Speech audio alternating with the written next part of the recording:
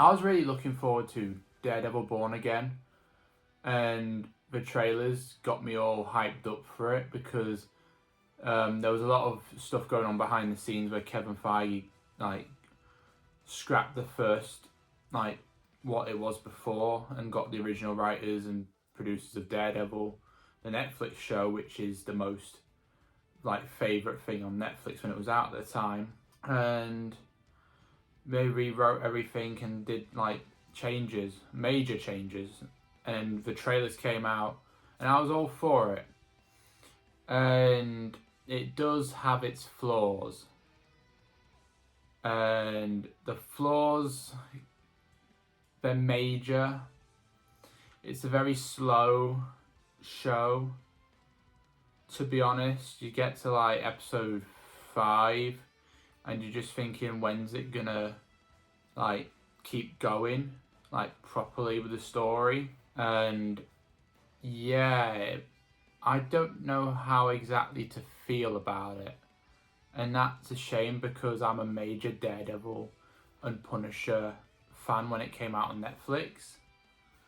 And yeah, I was not disappointed at all. There was definitely has its good moments. Like the first 2 episodes started off really, really well. I think that's why I kind of enjoyed it in the beginning, because it was 2 episodes together. We watched them and they were really good because it was watching them back to back. I haven't seen the show back to back as time as recording this, so that's maybe why my opinion is very slow on it, because I haven't actually sat down and watched the show again all in one.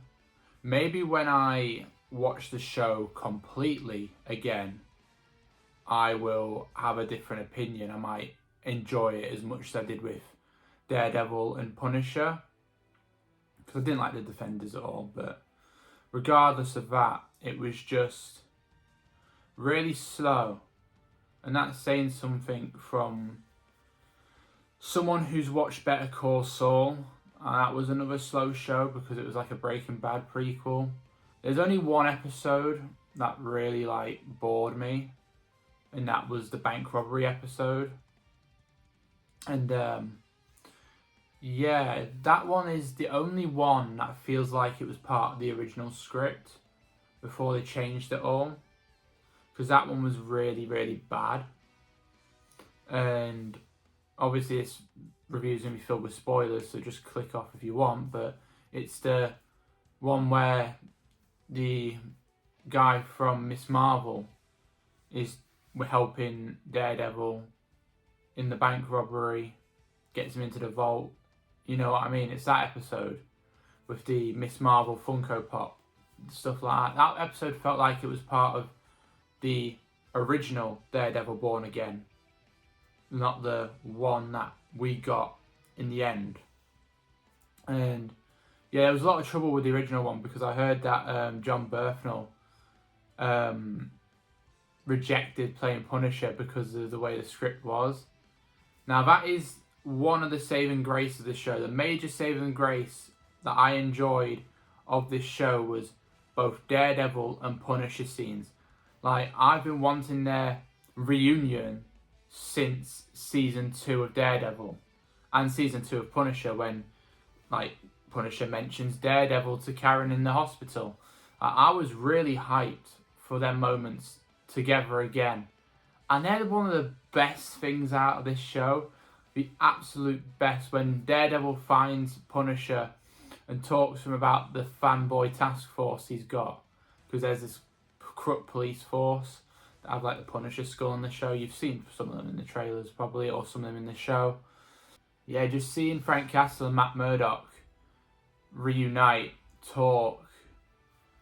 Yeah, it was great seeing them fight, and I enjoyed that. I enjoyed that part of Daredevil Born Again. I'm not gonna say it was an overall bad show, because them moments really I enjoyed. I enjoyed the Daredevil fight with Muse in the underground and in the therapist room. I enjoyed them scenes. I enjoyed the scene where Fisk kills the police commissioner. That was a really gruesome scene, but I enjoyed it. And I enjoyed White Tiger's moments, the moments you see with him on screen before his death to a Punisher fanboy.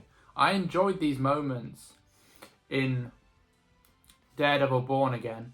Even when Fisk makes the announcement when he's mayor about all the, like, we don't need a gun-wielding vigilante with a skull on his chest. We don't need a man dressed in a spider outfit. Something like that. It's something going along the lines like that, but he makes an Easter egg towards Punisher, Daredevil and Spider-Man in one broadcast. It is great. BB was sneaky. I enjoyed BB's moments. They were a little bit off-putting if you don't realise they're happening. But yeah, she was great. Especially the bit where she talks to Fisk about the Ben Urich.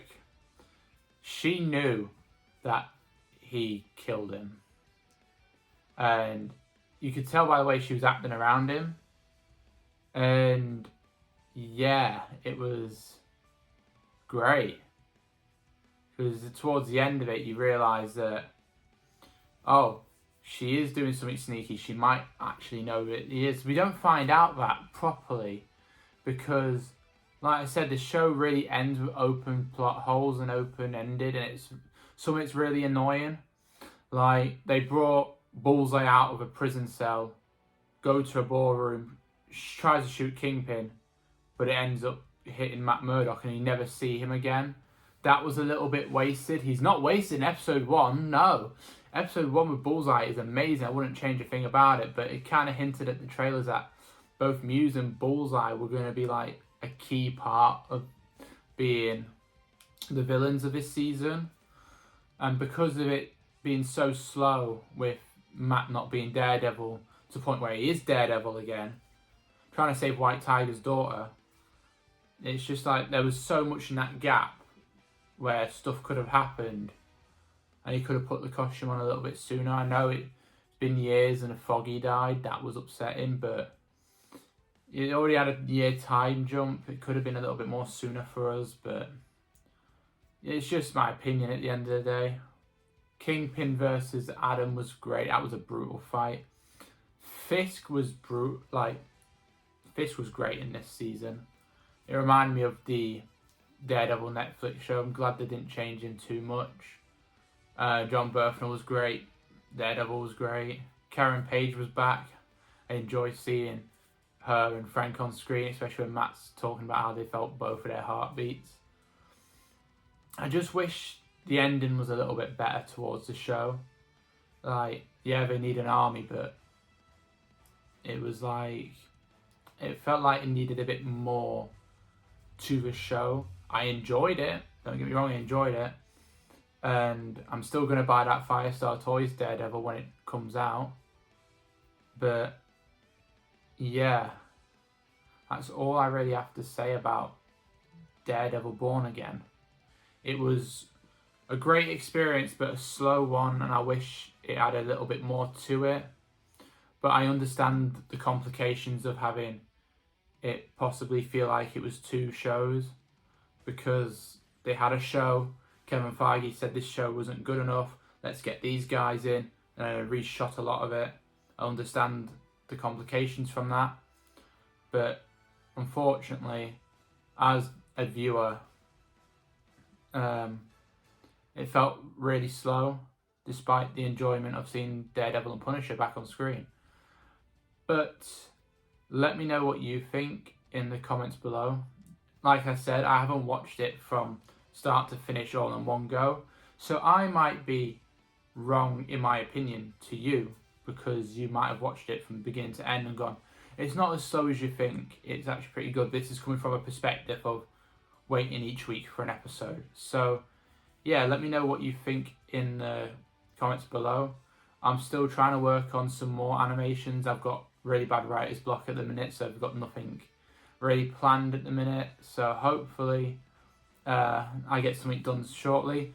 My display is a really bit off this time for this viewing, because I don't have any Daredevil and Punisher. Well, I do have 2 Punisher figures. You can see them up there. They're the Lego ones. But I don't have anything big like how I've had these 2 for a review. So I've just had to stick something up there just so it didn't look like an empty shelf. So yeah, thank you very much for watching, and I will see you later, and bye bye.